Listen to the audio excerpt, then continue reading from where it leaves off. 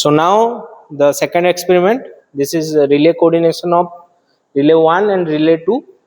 We are going to set a 0.3 second coordination time for relay 1 and relay 2. For that, we have to check the maximum fault current of relay 1. This came around 37 ampere, and the clock setting multiplier was 15.08. So for PSM of 15.08, the time of operation of relay 1 was 0.17 seconds.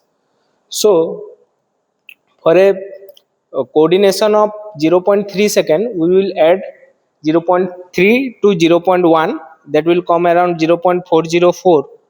So we can see here, for clock setting multiplier of 15.08, the time of operation of relay 1 was 0.1037 seconds, and for coordination of 0.37 we will add that, and it came around 0.404 second. The point of 0.404 of time of operation and PSM of 15.8 comes to these points.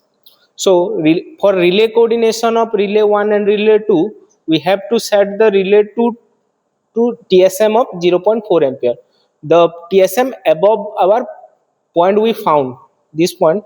So for the point came around this point, so TMS is above this point. So TMS of 0.4 will be the time multiplier setting of relay 2. After setting, we will set the TMS of relay 2 to 0.4 here. We have set it now. Now we will do the relay coordination.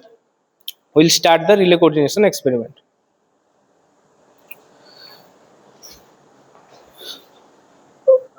So to do the relay coordination, we have to stop the DC input to our relay 1, so that our backup relay 2 will work for the fault of receiving end.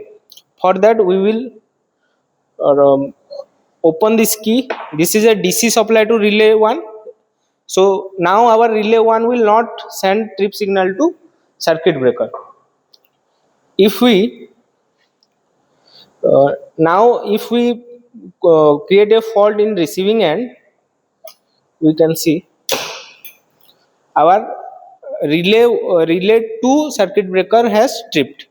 This is because, as our relay 1 is not sending any trip signal to circuit breaker 1, our backup system relay, which is relay 2, it will send the backup signal, it will send the trip signal to circuit breaker and cut off the line. Hence, as we can check the time of operation, for the same there will be a time delay of 0.3 second. For if we do it properly in relay 1, the time of what we find the time of operation, and if we open the DC and do the same for same fault current, it will there will be a time delay of minimum 0.3 second. This is called the coordination of relays. And we can, if we will check,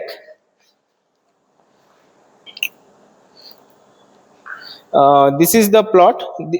This is the relay 1 characteristic plot, and for the same this plot is for the same current value for relay coordination. That means if we disconnect the DC supply to relay 1 and create a fault in receiving side, then this is the plot. We can see that in the maximum current value there is a 0.3. See, for 15.6 for clock setting multiplier, this is the time of operation is 0.48 second, and for relay 1 with DC supply, it came around 0.17 seconds. So we can see there is a 0.3 second of time delay. That is the relay coordination of relay 1 and relay 2. This ends our relay coordination experiment. So check the time reading. We will connect our relay 2 As our relay 2 has sent the trip signal and circuit breaker 2 has tripped, we'll check our relay 2 time measurement. So we'll go to history fault, check our read history fault, and for 4.9 ampere fault current, the time of operation was 1.925 seconds. Likewise, we will change the fault current of receiving end by means of rheostat, and we'll take different readings like this, and we'll plot it.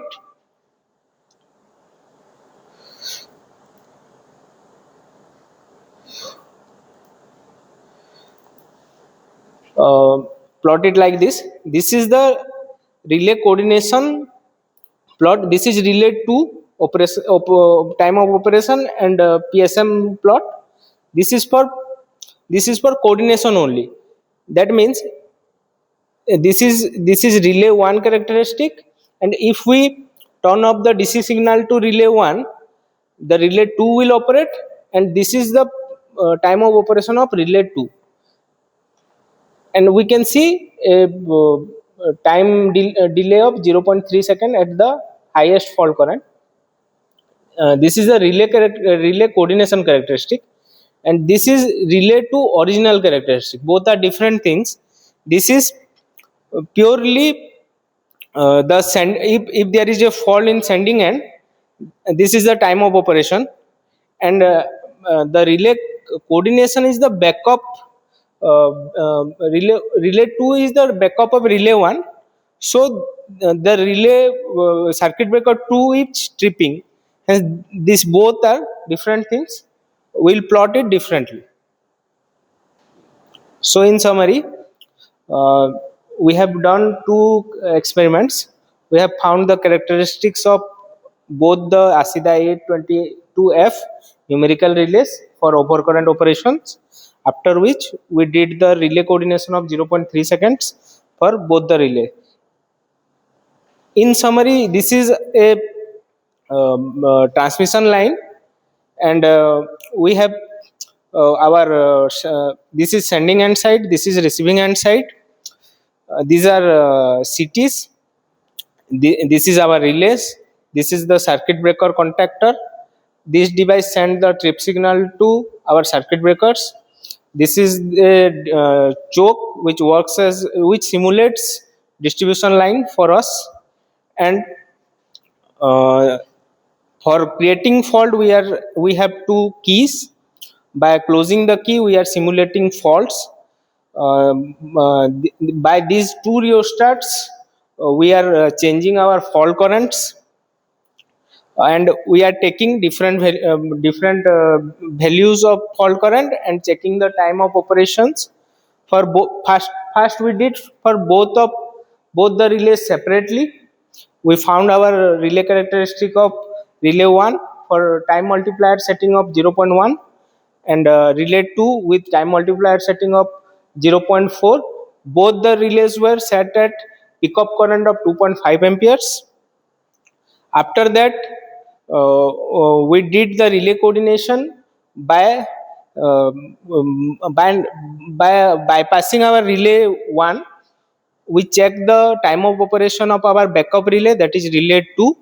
Then we plot it with relay 1 characteristic and relay 2 coordination characteristic, and then we found that it was found to be 0.3 seconds and above, uh, which by which we successfully coordinated both the relays. Thank you.